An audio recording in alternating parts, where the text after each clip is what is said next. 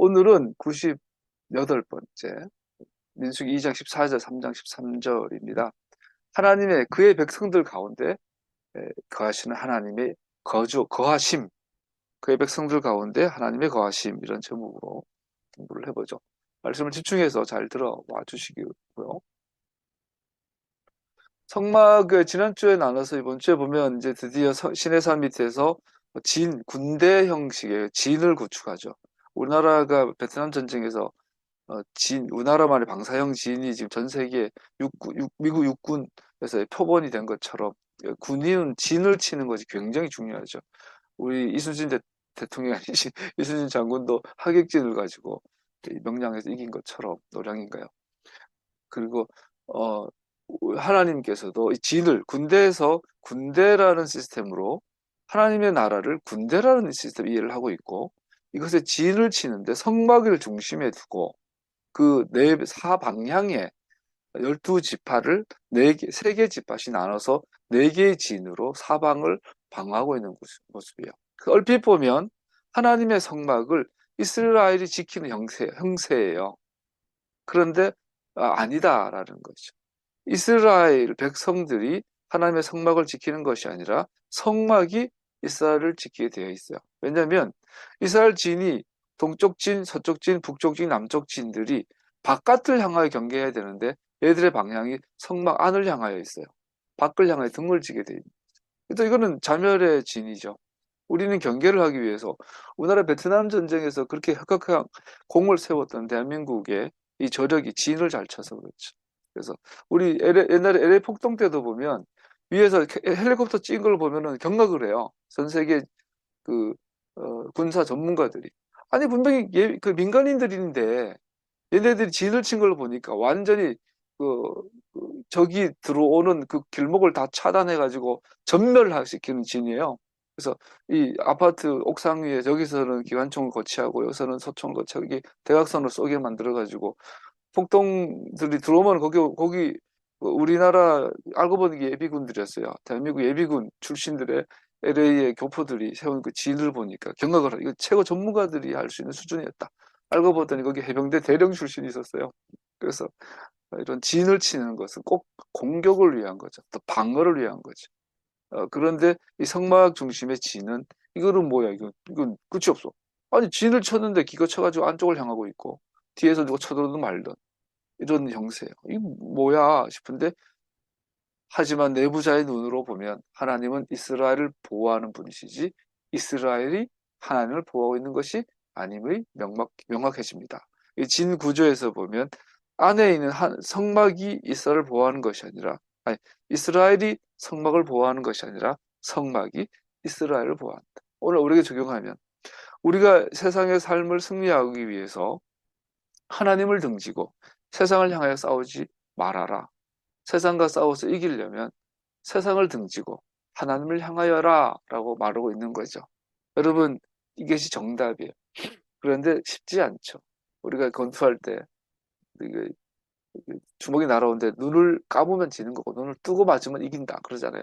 그래서 우리가 하나님을 향하여 눈을 주목하고 세상을 자꾸 뒤돌아보면 진다. 믿음의 삶이죠. 믿음. 하나님을 믿는 믿음으로 살아라. 그러면 이긴다. 라고 말하고 이기죠.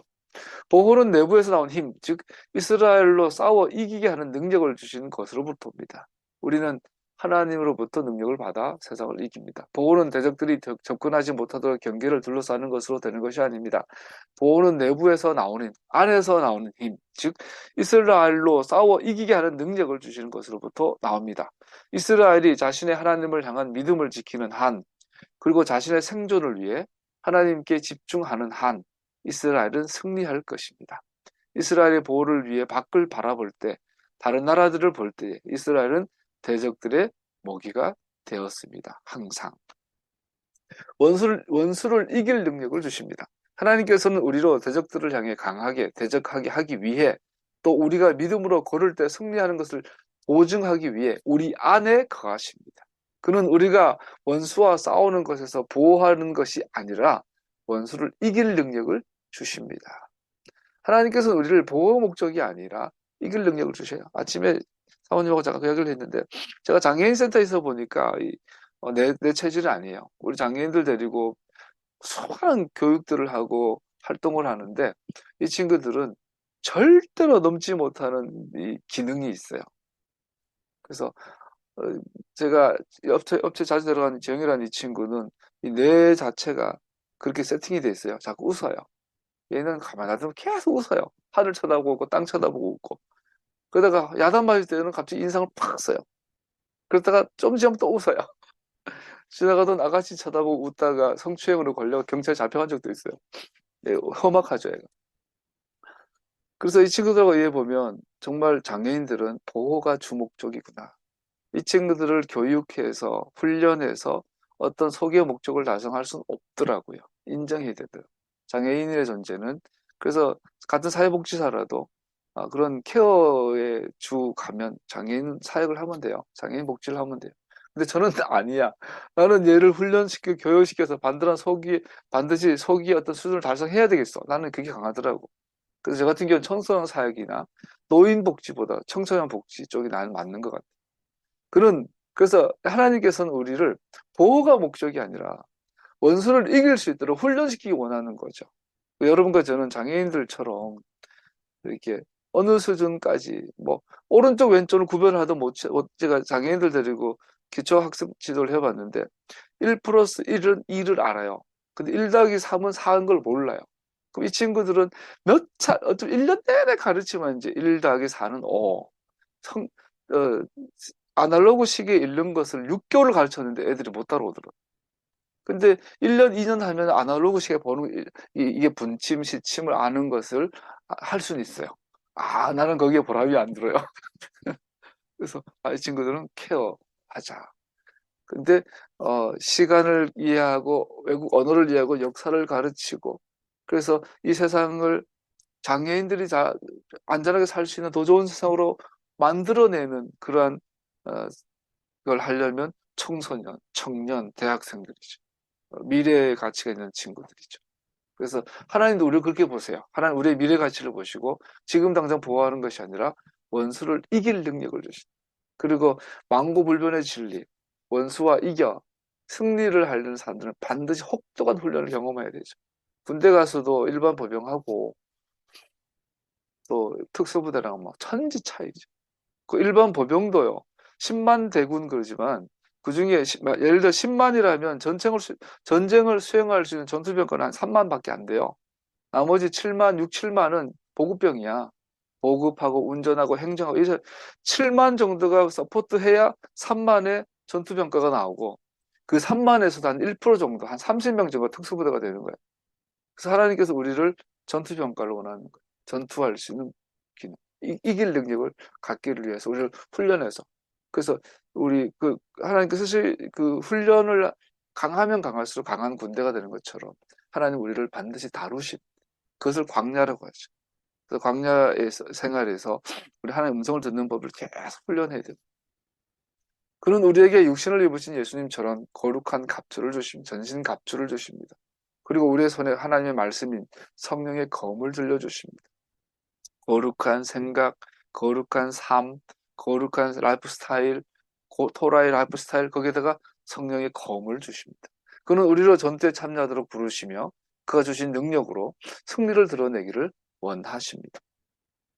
대제사장의 직무와 레위지파에 대한 관계를 살펴보죠. 그러면서 오늘 본문에 보면 대제사장, 여러분 제사장은 세 종류가 나와요. 제가 대제사장, 그거 일반 제사장, 레위인 제사장. 뭘 하나 더 붙인다면은 우리 그 뭡니까? 그죠? 나사렛이 아니고 나찌르. 뭐지? 하여튼 세례요한 아니지. 사무엘 같은 선지자 있죠. 어쨌든 대표적 세 선지자인데 대제사장은 지성소와 대속죄를 담당 유일한 한 사람. 그리고 일반 제사장은 성소와 성막들 담당. 이죠. 그리고 레위 제사장은 성막 관리, 성막 전체에 대한 관리. 딱 나눠졌어요. 이것을 침범하면 사형이에요, 죽음이에요. 그 고라 자손이 나도 레위인인데 아론 쟤들보다 우리가 나은 것 같은데 했더니 하나님 걔네들을 산채로 땅에 묻어버리죠. 토라 이 본문들이 주는 분명한 점은 제사장으로서 아론의 특별한 위치가 유일하다면 유니크하다, 유일무이하다라는 뜻이죠. 그래서 대제사장이 유일무이한 이 시스템, 그걸 보좌하는 일반 제사장, 그들을 보좌하는 레위인 제사장, 이것을 통해서 주는 메시지가 무엇인가? 각 세대는 대제사장 안에서 궁극적이고 최종적인 대제사장이신 예수와의 그림자를 보았습니다.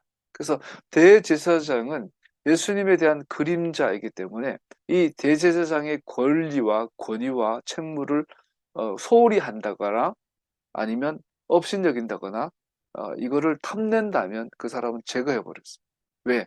예수님에 대한 그림자는 요번 1.1핵도 훼손되면 안 되기 때문에 구원자에 대한 약속이 하와에게는 씨앗 형태로 주어진 것처럼 메시아가 오실 나라인 이스라엘에 연속되는 각 세대들은 그들 가운데 있는 주님의 유일한 종인 대제사장의 직무와 기능을 관찰함으로 메시아의 유일한 역할을 자세히 알 수 있습니다. 예수님 알기 원합니다. 그러잖아요. 뭐 무슨 사랑인지 주님 날 안아주세요. 날 품에 품어주세요. 입 맞춰주세요. 주님 사랑합니다. 우리 주님의 친밀함을 이렇게 이해하는데 성경은 그렇지 않아요. 성경은 예수님 알기 원합니다. 토라를 읽어라. 예수님 눈 맞추고 입 맞추고 눈 맞추고 주님 품에 안기기 원합니다. 레위기를 읽어라. 대제사장을 봐라. 이게 주님 아는 것이에요. 이 그림은 너무나 중요해서 이것을 깨트리는 것은 죽음의 징계를 야기시킵니다. 그 대제사장의 직무를 혼란케 하면 죽음의 징계가 기다립니다.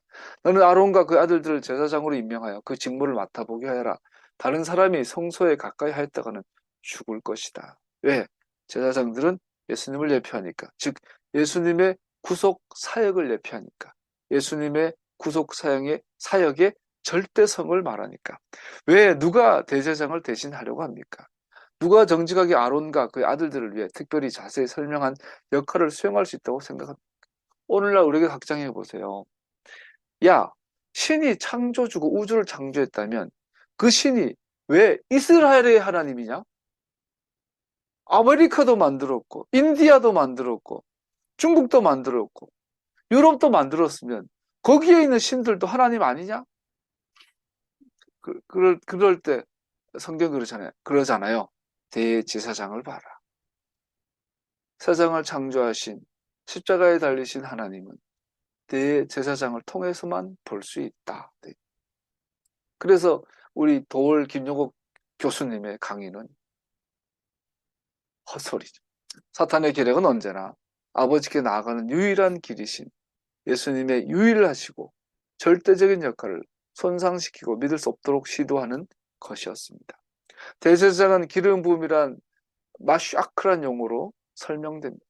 대제사장의 기름 부음이란 용어로 설명된다는 것은 메시아에 대한 직접적인 유사성을 제공하는데 메시아란 이름은 기름 부음 받은 자란 바로 그 뜻이기 때문이다. 즉 메시아란 이름은 기름 부음 받은 자란 뜻이고 이것을 더 정확하게 이해한다면 디테일하게 이해한다면 구체적으로 이스라엘의 왕을 말해. 로마의 황제를 시저라 하죠. 이게 대단해 보이니까 로마의 정통성을 러시아가 가져갔다고 옛날에 제정 러시아 가져갔다고 하면서 지들의 왕을 짜르라고 하고 하죠. 이 시저가 짜르가 되고 시저가 뭐 어디가 뭐 뭐가 되고 뭐가 되고 해가지고 그 시저 그러면 로마의 왕이잖아요. 짜르 그러면은 그 뭡니까 러시아의 왕을 말하잖아요. 천재 황제 그러면 보통 중국 뭐 일왕 천왕 그러면 일본의 왕 그 놈을 말하잖아요. 대한민국은 전하 뭐라 그러 임금 왕 킹밖에 우리는 뭐 제국을 한 적이 없으니까 그래요. 그래서 메시아 그러면 기름 부음 받은 자, 즉 이스라엘의 왕에 대한 고위명사가 됩니다. 예를 들어 시편 89편 20절 나는 내 종 다윗을 찾아서 내 거룩한 기름을 부어주었다. 더욱이 대제사장이 기름 부음 받는 방법 역시 교훈을 주고 있습니다. 그래서 이스라엘의 왕 메시아는 반드시 지정된 방식으로 지정된 기름 부음 받은 자여야 해요.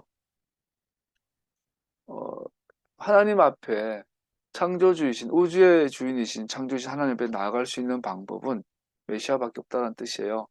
인도에 있는 수많은 종교가 브라만, 이것을 개조한 힌두교, 거기서 나온 파생됐다고 반발로 나온 불교, 뭐 자이나교, 우리나라에 있는 전통 유교, 일본에 있는 변태적인 많은 종교들, 세상에 수많은 종교들과 있지만 이 메시아 한마디가 그들을 다 말살하는 거죠.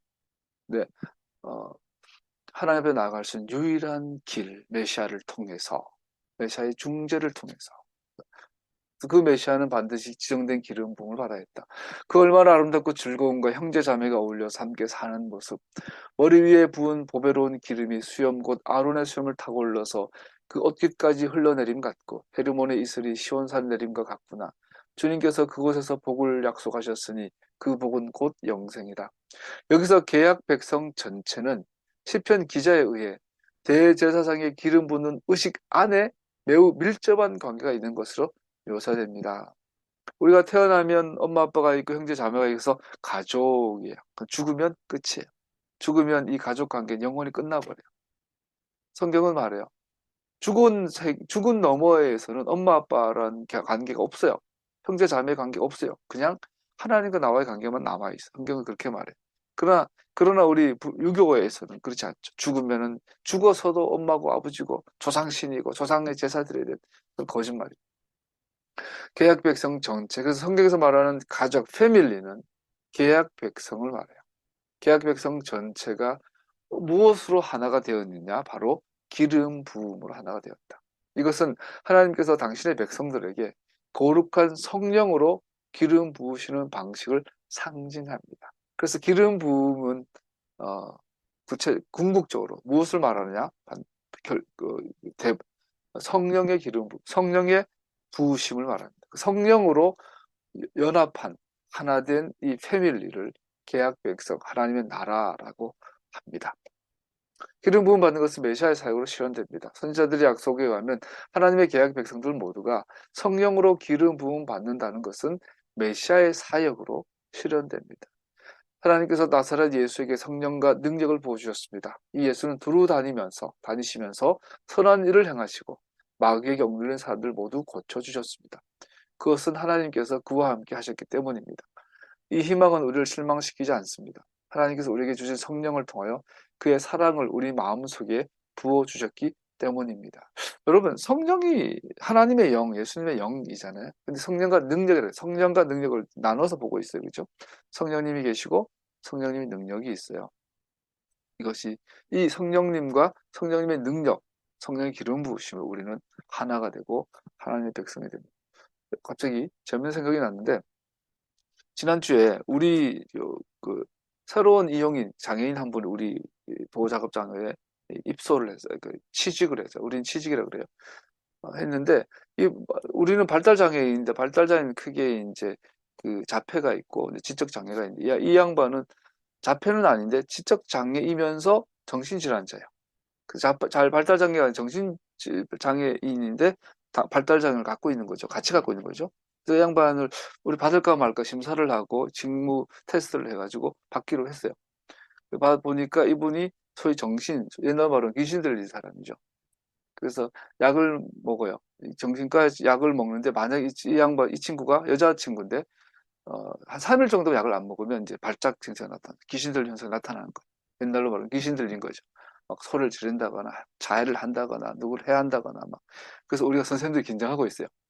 20년 사회복지사 한 분들도 자기가 이제 귀신 들린 사람, 소위 성경에서 말 귀신 들린 거, 정신병을 해본 적 없다. 그리고 철저히 체크하죠. 약 먹었어요?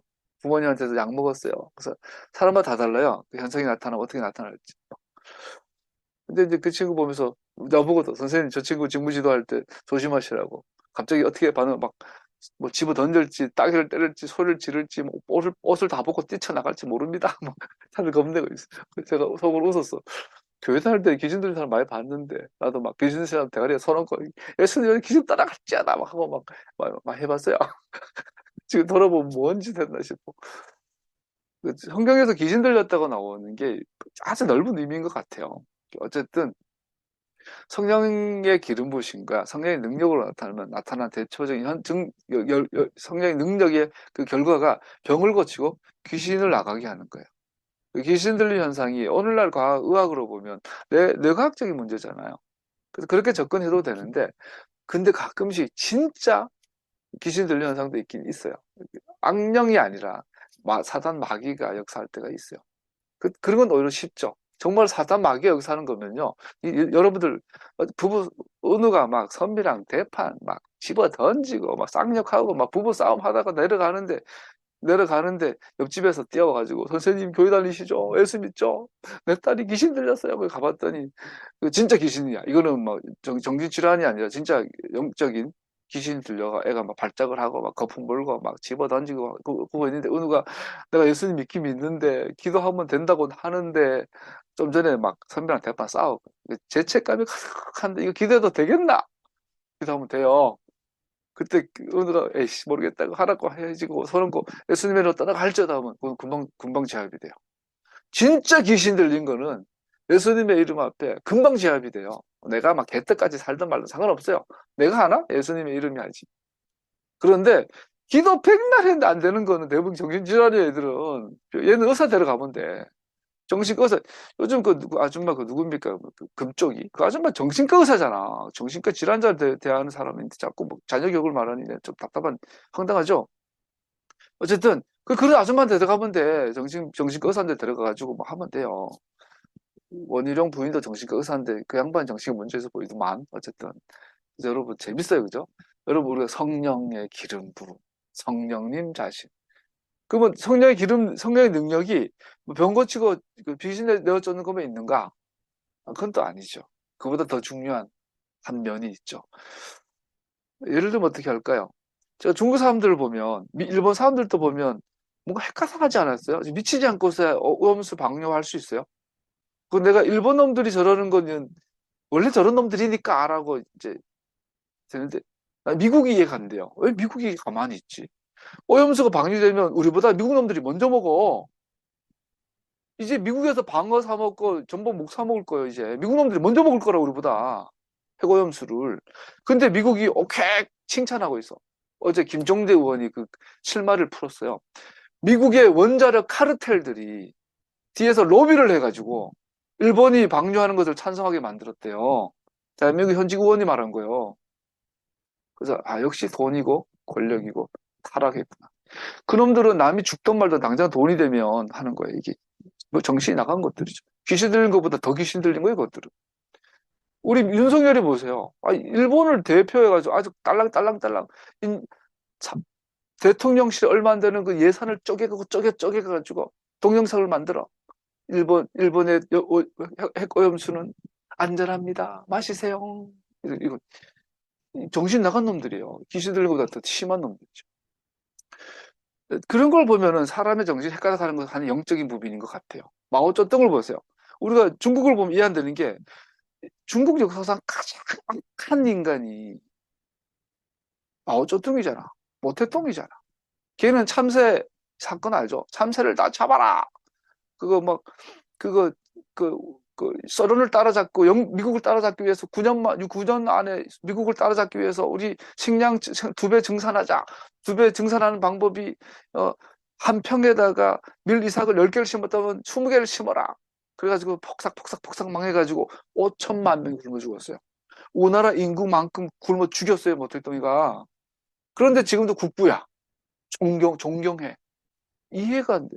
여러분, 이런 어떤 기운, 이런 생각, 사고방식을 성경에서 영이라고 할 수 있어요. 그, 스탈린을 일대를 한번 보세요. 이건 인간이 아니에요. 마귀 새끼예요, 스탈린은. 스탈린은 마귀라고. 근데 의외로 스탈린을 존경하는 러시아인들 되게 많대요. 스탈린이 갖고 있던 그 사고방식이 있죠. 인도에 타지마할이 있어요. 난 못 가봤지만 뭐 가보니 대단하대요.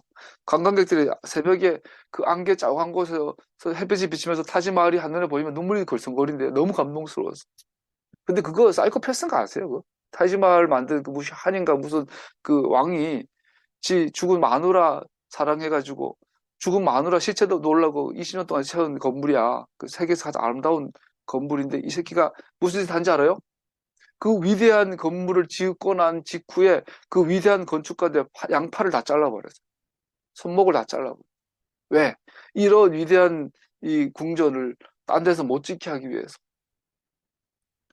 우리가 알고 있는 뭐 7대 불가사의 세계 위대한 유적들, 유산들, 그 속에 들어가 보면 엽기적인 사고방식들이, 아니, 일국의 왕이 세상을 행복하게 해야 될 정치인이 어떻게 지 마누라 기린다는 무덤 만드는 거, 그 무덤을 만든 그 건축가들 손목을 다 잘라버리냐고, 수백 명, 수천 명을.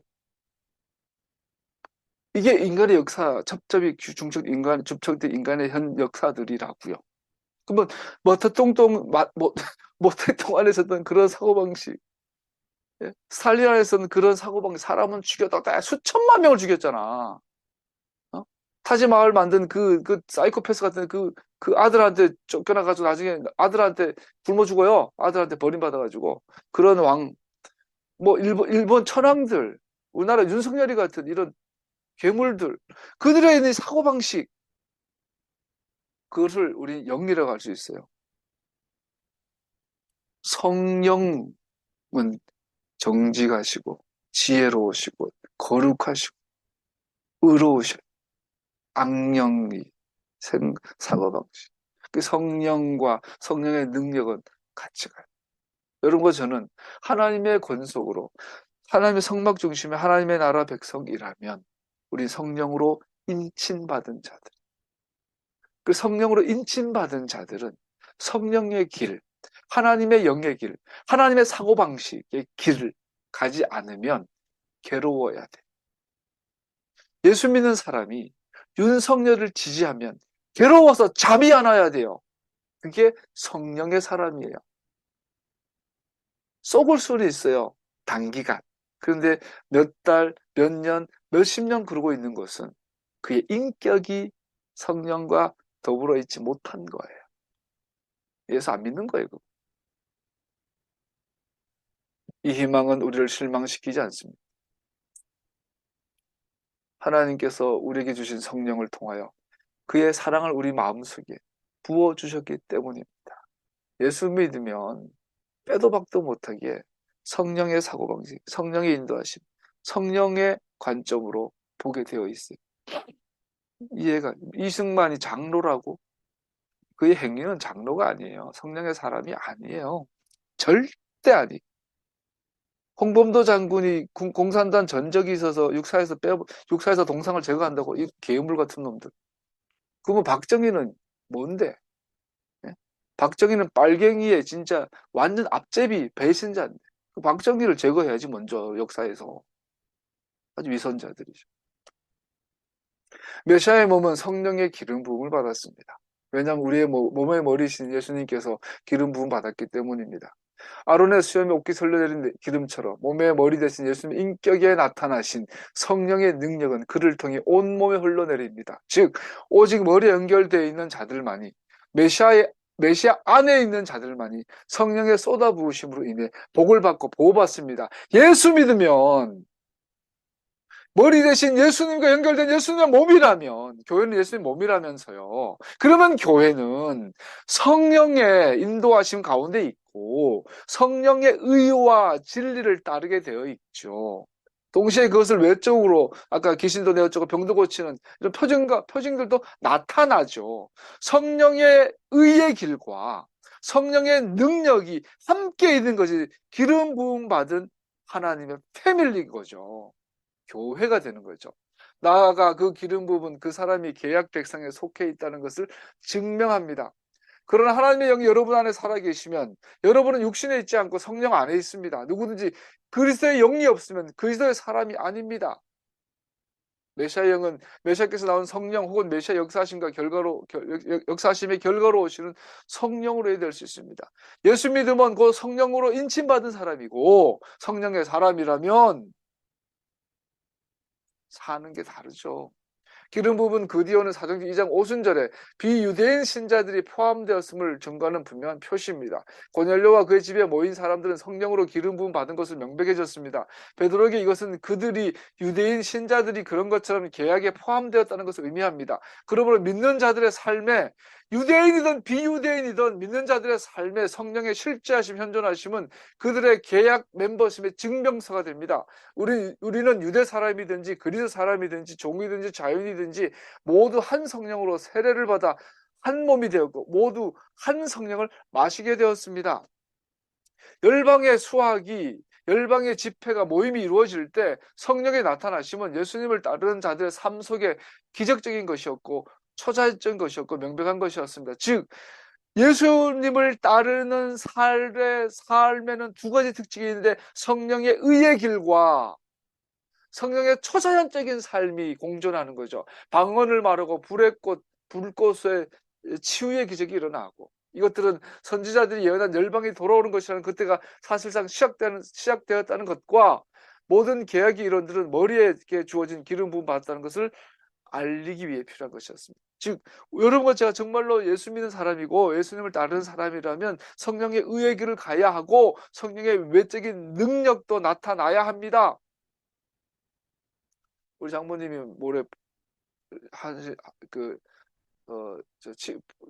수술하시는데 사위된 데가 기도가 안 나와요. 별 긴장이 안 되는 기도 안 난다고 긴장이 안 돼. 오히려 고건사님 편찮으실 때는 막 간절함으로 치유를 위한 기도가 나오는데 정작 내 장모님이 아프시니까 그런 간절함 안 생기더라고요. 한면으로 자연스럽더라. 가족이면 더 그런 것 같아요. 그런데 어제 처음으로 이제 우리 장모님 아픈 부위가 생각이 나고 거기를 향하여 내가 눈을 감고 손을 뻗치고 치유 기도를 했어요. 하나님께서 장모님 고치실 것 같아요. 여러분 기도하세요. 정말 기적의 하나님이십니다. 우리 의의 길로 행해야 되지만 동시에 기적의 길로 가야 돼요. 이것은 열방을 하나님께로 인도하게 하시는 시작을 보여주는 거죠. 여러분 우리 교회는 여러분과 저의 삶에는 의의 길로 가야 돼요. 동시에 우리는 성령의 초자연적인 기적을 우리는 사모하고 그거를 경험하며 가야 돼요. 몸은 머리와 같은 삶의 특징을 나타냅니다. 예수님을 따른다는 것은 거룩하신 성령의 거하시는 표현적 결과입니다. 그러나 사도들이 가르쳤던 것처럼 메시아의 몸에 임하신 성령의 영속적인 현존하심은 단순히 표적과 기사의 외적인 나타남만이 아니었습니다. 그것은 내주하시는 성령님이 양육하시는 삶의 방식 안에, 삶의 라이프 스타일 안에, 의의 삶의 안에 보여집니다. 바울은 육체 안에서 둘로 나눠질 수 없는 의로운 행동들, 의로운 삶, 그리고 사역들이나 계명들을 통해 나타나시는 성령의 현존하심의 외적인 나타나심을 성령의 열매로 언급합니다. 그래서 바울이 말한 성령의 열매는 의로운 삶과 성령의 외적인 기적과 초자연적인 능력들을 성령의 열매라고 말합니다. 우리는 두 가지를 같이 회복해야 합니다. 그러나 성령의 열매는 사랑과 기쁨과 화평과 인내와 친절과 선함과 신실과 온유와 절제입니다. 이런 것들을 막을 방법이 없습니다. 우리 김진표 장로님, 원희룡 집사님 같은 교회를 다니세요? 우리나라가 바뀔 리가 없죠. 탄핵을 해도 10번은 더 해야 될 윤석열이를 우리 김진표 국회의장 장로님이 찬성할 리가 없죠. 예수 믿는다면 탄핵이 아니라 감옥에 보내야 하는데 성령의 열매가 나타나지 않아요. 오늘날 유명한 대형교회 한국의 목사님들이 삶에 성령의 열매가 나타나질 않아요. 평생 교회 다니고 새벽 예배 안 빠지는 우리 장로님들의 삶에, 권사님들의 삶에 성령의 열매가 나타나지 않아요? 내가 기도했더니 병이 고쳐지던데요? 그래. 그런데 어떻게? 불의를 지지하고 불의를 눈 감고 있느냐? 윤석열이라는 100% 확실한 불의의 집단이 특별히 영남에 있는 60대 이상의 고령인들의 지지층을 콘크리트를 붙잡고 별짓을 다 해도 또 그 노인네들의 대부분이 교인이란 이 웃지 못할 사실. 몸은 머리와 같은 삶의 특징들을 나타냅니다. 예수님을 따른다는 것은 거룩하신 성령에 거하시는 필연적 결과입니다. 임명받았다라고 본문에는 3절에 나옵니다. 그 아론의 제사장들이 임명받았다. 밀레이아담이라고 한답니다. 임명이라 밀레이아담. 그들의 손들을 채운다. 손을 채운다. 토라의 다른 곳에서 발견되는데 이 표현은 임명받았다. 단순히 누군가에 의해 일을 맡기는 것 이상의 의미를 가집니다. 위임된 직무를 행할 권위를 가지고 있음을 함축합니다. 오직 대제사장만이 대속죄일에 속죄사역을 수행할 권리를 받았습니다.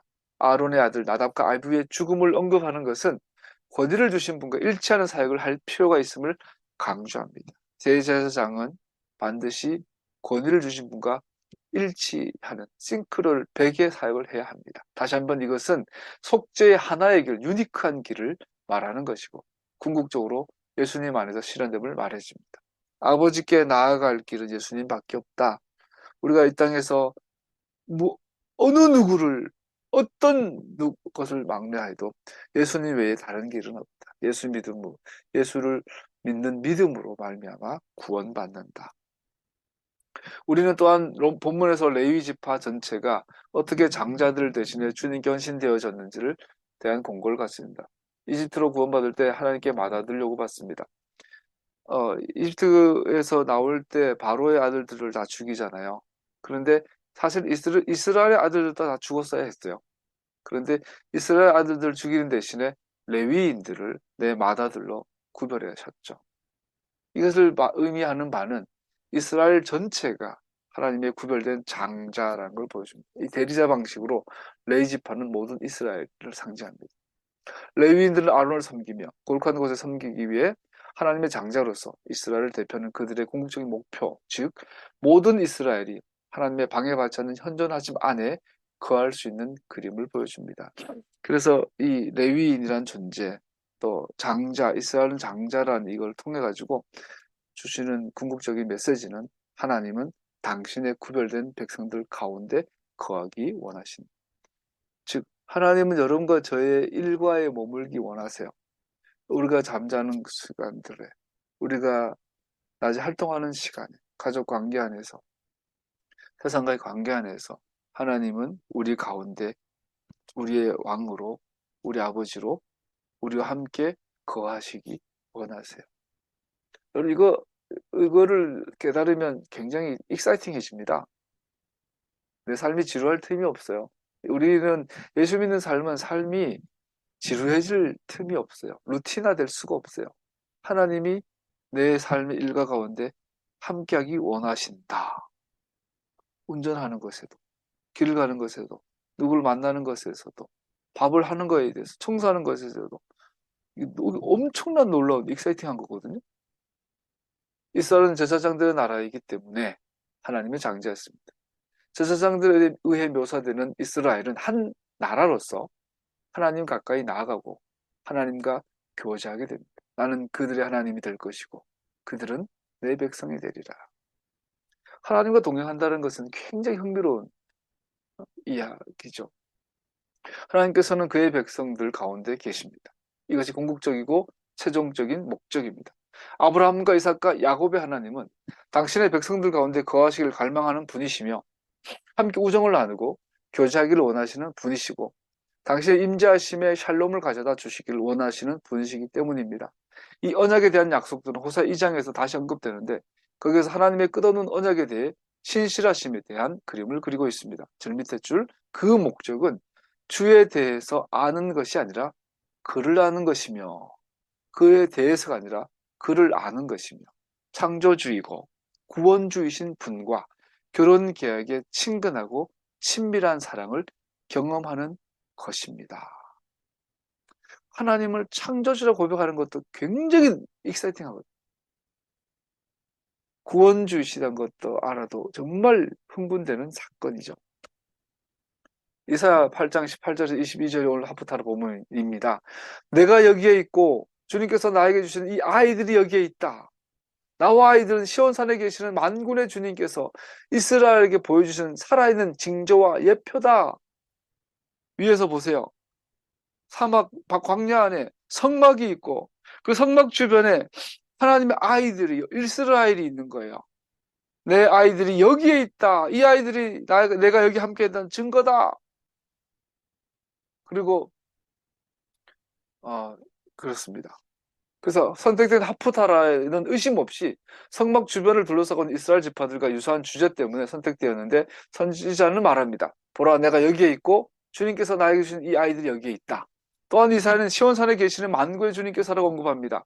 앞장에서 성막의 기능이 움직이는 신의 산이라고 배웠는데 그곳에서 성막에서 모세는 하나님이 직접 주시는 계시를 계속 받을 수 있었습니다. 그러므로 이사야는 백성들이 광야로 처음 여행하던 그들 가운데 거하시며 함께 걸으신, 함께 여행하신 하나님이 인도하시고 보호해 주시던 그 처음으로 돌아오라고 부르고 있습니다. 돌아오고 돌아오라, 테슈바해라, 리턴해라. 어디로? 너의 삶에, 너의 인생의 광야에 하나님이 오늘 24시간 너와 함께 걸으시며 너와 함께 거하시며 너와 함께 여행하는 그 삶으로 돌아오라고 말하는 거죠. 그래서 이 돌아오라고 이 말은 어디 먼 곳이 아니라 배 타고 가고 비행기 타고 가야 되는 것이 아니라 지금 내가 사는 내 삶의 이 라이프 스타일, 내 삶의 자리에 하나님이 거하시고 하나님이 동행하시고 하나님과 함께 걷고 하나님과 함께 여행하는 이 여정을 함께 하자라고 하는 거죠. 그리고 하나님의 백성을 다스려야 하는 것은 하나님의 바로 그 말씀입니다. 토라와 증거판. 그래서 하나님과 동행하는 삶의 증거가 뭐냐? 그 기준이 뭐냐? 토라라는 거죠. 요한복음 6장 20절 51절. 제가 그저께 우리 일터에 식당에 점심에 밥 먹으러 갔는데 배가 고픈데 오늘 그날따라 반찬이 맛있었는데 특별히 제육볶음이 나왔어요. 돼지고기가 나왔어요. 그래서 맛있게 먹었어요. 먹으면서 하나님, 저는 이 순간 주님과의 동행에서 약간 역길로 빠져서 일탈합니다. 다 먹고 다시 들어갈게요. 이 돼지고기가 나에게 두 가지를 줘요. 하나님의 명령에 어기는 나를 봐요. 동시에 내가 하나님의 백성인 것을 기억하게 하는 부정적인 의미를 통하여서 내가 하나님의 자녀이고 하나님과 동행하는 삶을 사는 자로 부름받았다는 것을 기억하게 하는 또 매개체가 되더라고요. 엄청난 자기 변명이지만 현실이었습니다. 요한복음 6장 26절에 51절, 오늘 연결된 사도들의 성서 본문은 하나님께서 그의 사랑하시는 자를 자신에게로 인도하시는 하나님의 사랑의 손길에 대한 것입니다. 44절, 나를 보내신 아버지께서 이끌어 주시지 않으면 내게 아무도 내게 올 수 없다. 나는 그 사람들을 마지막 날에 살릴 것이다. 결혼의 비유가 예수님의 말씀에서 약간 변경됩니다. 그는 신랑이시고 그를 믿는 자들은 신부입니다. 아버지는 결혼을 주선하시는 분이시며 신부가 신랑을 알아보고 사랑하도록 이끄시는 분이십니다. 사실 오늘 본문에서 신부는 아버지께서 아들에게 주시는 선물로 묘사됩니다. 같이 읽어볼까요? 아버지께서 내게 주시는 사람은 다 내게로 올 것이요 또 내게로 오는 사람은 내가 물리치지 않을 것이다. 예수님께서 이와 같은 용어를 그의 제사장적 기도에 사용하고 계신다는 것을 들을 수 있습니다. 우리 같이 읽어볼까요? 마지막이죠. 시작. 예수님께서 이 말씀을 마치시고 눈을 들어 하늘을 우러러보시고 말씀하셨다. 아버지, 때가 왔습니다. 아버지 아들을 영광되게 하셔서 아들이 아버지께 영광을 돌리게 하여 주십시오. 아버지께서는 아들에게 모든 사람을 다스리는 권세를 주셨습니다. 그것은 아들로 하여금 아버지께서 그에게 주신 모든 사람에게 영생을 주게 하려는 것입니다. 나는 그들을 위하여 빕니다. 나는 세상을 위하여 비는 것이 아니고 아버지께서 내게 주신 사람들을 위하여 빕니다. 그들은 모두 아버지의 사람들입니다. 나의 것은 모두 아버지의 것이고 아버지의 것은 모두 나의 것입니다. 나는 그들로 말미암아 영광을 받았습니다. 예수님께서 그래요. 나는 선미를 위하여 빕니다. 나는 아르미를 위하여 빕니다. 나는 세상을 위하여 비는 것이 아니고 아버지께서 내게 주신 지혜를 위하여 빕니다. 지연이는 모두 아버지의 사람들입니다. 예수님이 이 기도를 지금도 하고 계신 거예요. 나는 사물을 은재를 위하여 복염을 위하여 빕니다. 예수님 계속 기도하고 계신 거예요. 예수님의 중보기도가 지금도 진행 중인 거예요. 나는 세상을 위하여 비는 것이 아니고 아버지께서 내게 주신 다나를 위하여 빕니다. 하고 계신 거죠. 나의 것은 모두 아버지의 것이고 아버지의 것은 모두 나의 것입니다. 나는 그들로 말미암아 영광을 받았습니다. 여러분, 이제 마지막 마무리할게요. 제가 여러분들이나 우리 주원이나 소원이나 복염이나 다나나 정원이나 또 우리 은재나 에녹이나 강제할 수 없잖아요. 예수 믿으라고. 그래서 기도하는 거는 주님께서 주님의 얼굴의 빛을 그들에게 비추사 은혜 받게 하시며 주님 계시해 주십시오. 주님의 사랑을 그들에게. 예수 믿게 해주십시오. 경시 형제에게 주님께서 주님의 사랑을 계시하시사 믿게 해주세요. 우리 아이들이 믿음의 삶 믿게 해주세요. 그렇게 기도할 때 이거를 상상해요. 예수님께서 그들을 위하여 기도하고 계시다. 이렇게. 이 위대한 결혼에서 아버지는 그의 아들을 위해 신부를 선택하시고 신부는 아들과 영원한 약혼을 합니다. 에베소 5장 25, 32절에서 말합니다. 남편 된 이 여러분, 아내를 사랑하기를 그리스도께서 교회를 사랑하셔서 교회를 위하여 자신을 내주심 같이 하십시오. 이 비밀은 큽니다. 나는 그리스도와 교회를 두고 이 말을 합니다. 그래서 그리스도, 예수님, 메시아와 교회의 관계를 서로 완벽하게 사랑하는 부부의 관계로 묘사하고 있어요. 그래서 여러분과 제가 하나님의 신부로서, 예수님의 신부로서 예수님과 24시간 공유하고 동행하고 함께 걷고 함께 여행하고 그렇게 살아가는 여러분과 제가 되기를 축복합니다.